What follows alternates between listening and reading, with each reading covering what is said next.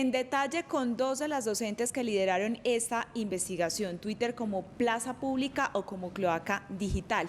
Desde el año 2018 se dieron a la tarea de realizar un análisis de cómo las campañas políticas estaban interactuando en esta plataforma, y por eso vamos a saludar a la profesora Claudia María Maya, investigadora de la Universidad de Medellín. Buenos días, profesora Claudia. Bienvenida. Buenos días, muchas gracias por la invitación. Y también está con nosotros la profesora Gladys Lucía Costa Valencia, también investigadora de la Universidad de Medellín. Bienvenida, profesora. Muchas gracias, muy buenos días a todos, a toda nuestra audiencia. Vale la pena advertir que en la pregunta del día, en un porcentaje que supera el 50% y muy cercano al 60% en las tres redes, Instagram, Facebook y Twitter, a propósito de la pregunta del día, nuestras audiencias están contando o afirmando que se trata de una cloaca digital. Eso fue, profesoras, investigadoras, lo que ustedes descubrieron en este seguimiento que solo se refiere a una red, a Twitter, que es la red de la información y la opinión, digámoslo así. Sí, solo se refiere a la red Twitter y a la contienda electoral de 2018, en la que fue elegido pues Iván Duque Márquez como presidente de la República. La pregunta del proyecto de investigación era si en esta red concreta se construye ciudadanía, porque ciudadanos o consumidores, esa es la pregunta.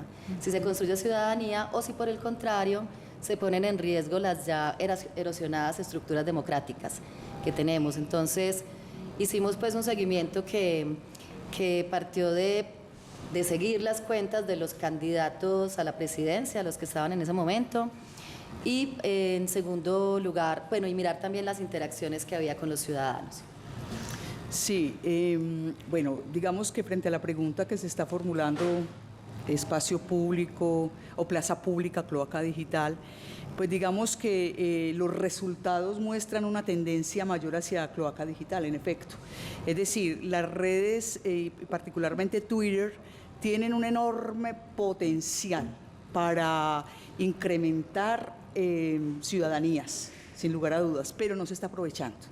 O sea, nuestros resultados es que en esas subjetividades que se van constituyendo desde los usuarios mismos, se muestra más incluso el asunto del agitador, el manipulador, el troller, ¿cierto? Que son subjetividades que apuntan más a gestionar desde las emociones, odios, rabias y en general las emociones. O sea, no se constituye ciertamente en un espacio de debate de las ideas.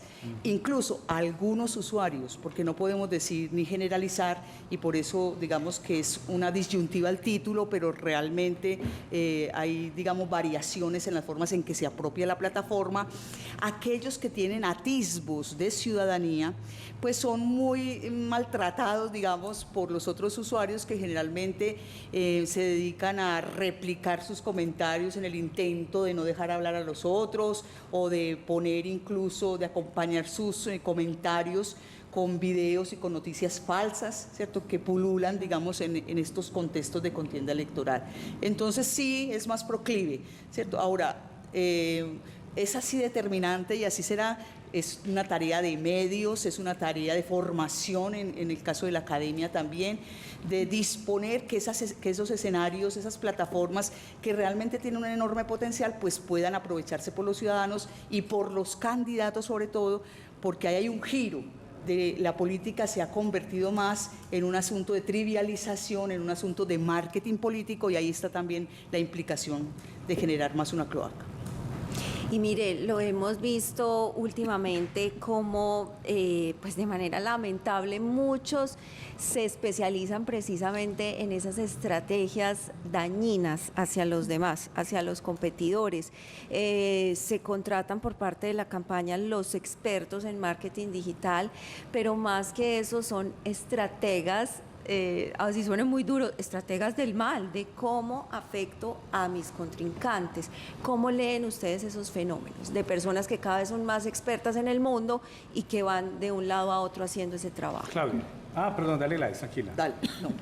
Bueno, sí veíamos, por supuesto, con preocupación esto, porque como dice la profesora Gladys, las redes sociales son un espacio que podría ser un espacio público, como lo decimos en el nombre del libro, pero también se convierten en un escenario de manipulación ideológica inédito y también de control Entonces, también cómo está afectando esto a las democracias, lo vimos pues con las elecciones en Brasil, por ejemplo, con la elección también de Donald Trump, lo que pasó acá con al refrendar el plebiscito, los acuerdos de paz. Entonces, son resultados que desconciertan a los ciudadanos y que en buena medida se están tramitando a través de mecanismos de persuasión que son digitales, o sea, la algoricracia, Sí. digamos, que entonces ya está decidiendo más que nosotros mismos y también toda vez que las propuestas políticas poco o nada se leen, nos quedamos con el último chisme, esto de los escándalos políticos, la postpolítica, estamos más allá de la política, más allá de la verdad, la posverdad, entonces no importa si es cierto, no importa qué dicen, importa como el escándalo de última hora y eso por supuesto banaliza, trivializa y le hace mucho daño pues a la política y a las Lo democracias. increíble de todo esto, ya van las preguntas de Paula y de Juan, es que este escenario que se pinta y se describe, haga de cuenta que fuera de ahorita, ¿no? Pues que fuera de este momento, tal cual. Incluso ha variado, pero para acentuarse más, para volverse más cloaca, por decirlo así, aprovechando una de las palabras utilizadas en el título de la obra. Claro, y además, Felipe, lo que decía la profesora Claudia, el tema de Donald Trump, muchos han adoptado algunas de las conductas que tuvo él en campaña y las han implementado acá en Colombia. Profesora Gladys, podemos hablar, si uno mira la red social Twitter, por millones de usuarios, pues es muy poco el porcentaje de personas que están en esta red social. Entonces, ¿cómo influyen finalmente en los resultados electorales? Bueno, la incidencia pues no es un asunto que se haya estudiado en nuestro caso, ¿sí? Porque sería, digamos, otra indagación. Pero sí es indudable que hoy en el marco de lo que son las transmedia, ¿cierto? Lo que son, pues, digamos, la convergencia de medios, marcan también rutas, ¿cierto? Y sobre todo en cierto tipo de población. Digamos que no, la conectividad es también un asunto que genera brechas, entonces no podemos decir que todos los votantes, incluso hay muchos, sobre todo en nuestro país, hay mucha gente todavía muy proclive a los medios más tradicionales, ¿cierto? O sea, escuchar la radio, ver televisión, los noticieros, etcétera, y desde ahí, digamos, se generan opinión. Pero sin lugar a dudas, Twitter también, miren que incluso los mismos medios toman a veces las tendencias que marcan justamente estos medios para generar también, digamos, opiniones y agendas mediáticas. Entonces yo creo que el asunto es más de relaciones entre esos medios y no necesariamente de una incidencia marcada de uno u otro. Profe, aquí estaba yo mirando algo y la gente es muy dura con ese tema, porque inicialmente lo que aparece como una estrategia comunicativa, para las dos esta pregunta, que el Twitter aparece como la gran revolución, el de opinar, y finalmente lo que ustedes decían en su trabajo, es una plaza pública, pero como toda plaza pública puede pasar lo que sea.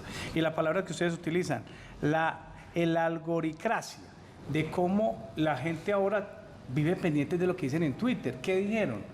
Y cada uno de esos especialistas que contratan, tienes a alguien a que revíseme las redes. Y no para ver qué bueno dijeron, sino qué malo dijeron para salir a replicar. Esa tendencia, como Felipe le decía, ustedes le hicieron para este estudio, para una elección, ahora estamos en otra y está peor la cosa. ¿A dónde puede llegar eso? ¿Hasta dónde podría llegar? ¿Tiene límite? ¿Podrá tener límite? ¿Habrá que reglamentar el Twitter para las dos?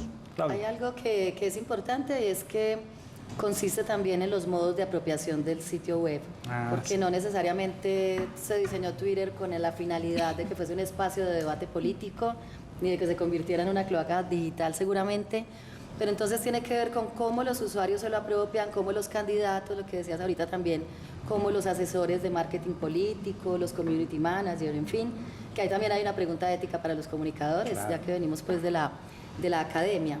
Veíamos, por ejemplo, que una mayor competencia tecnológica no se traduce necesariamente en un mayor alfabetismo político. Entonces hay quienes manejan muy bien la red, saben sacar de ella mucho provecho, pero no por ello son quienes más criterio, digamos, tienen a la hora de pensar en las elecciones. Eso pues como parte de la respuesta. Sí, yo diría que a propósito del analfabetismo político, pues no podemos culpar exclusivamente las redes, o sea, es cómo se vive en nuestra sociedad, en el mundo experiencial. O sea, que estamos viendo la intolerancia, la agresión, digamos que todos estos asuntos que tienen que ver con lo político y por supuesto con las ideologías, pues generan muchas actitudes y gestionan emociones, sin lugar a dudas. Y agréguele a eso entonces que las campañas se enfocan más en destruir la imagen del contrincante. No es una campaña, son todas las campañas. Es, digamos, el modus operandi, y no es en Colombia, ¿cierto? Digamos que es una tendencia. Claro, ¿sí? claro. Porque también pensamos, o sea, nuestra sociedad tiene un montón de conflictos y de cosas, pero lo que se refleja en Twitter es en esencia lo que, digamos que Twitter empieza a ser como el correlato de lo experiencial, de lo que vivimos como sociedad. Por eso la intervención tiene que ser clara, o sea, frente a, digamos, al énfasis en los dispositivos tecnológicos y de manera puntual en lo que logran hacer, y las instituciones de formación y los comunicadores fundamentalmente, y el community manager que ha sido muy instrumentalizado, ¿sí? Justamente por quienes están interesados en destruir lo político, es que también hay eso. Claro. O sea, el asunto de las vías políticas y la destrucción misma de los espacios o canales que son, digamos, los conductos que generan, que gestionan, ¿cierto? Las demandas de la ciudadanía están siendo atacadas siempre. Entonces, ¿a quién le interesa? Hagámonos esa pregunta también. ¿A quién le interesa, ¿cierto?, que lo político sea convertido más en una estrategia de marketing y con todo lo que implica? O sea, ya el candidato no es un actor político, sino que es una marca. Y a propósito de eso, profesoras, ¿no se animan a un segundo texto para actualizarlo con esta campaña presidencial en Colombia? Es que lo que está pasando en este momento en las redes, incluso uno podría decir el fenómeno Rodolfo Hernández, es un fenómeno de redes, fenómeno TikTok, está pasando hoy en Colombia. O sea, tela para cortar en esta actual contienda presidencial ahí. Hay mucho para otro texto.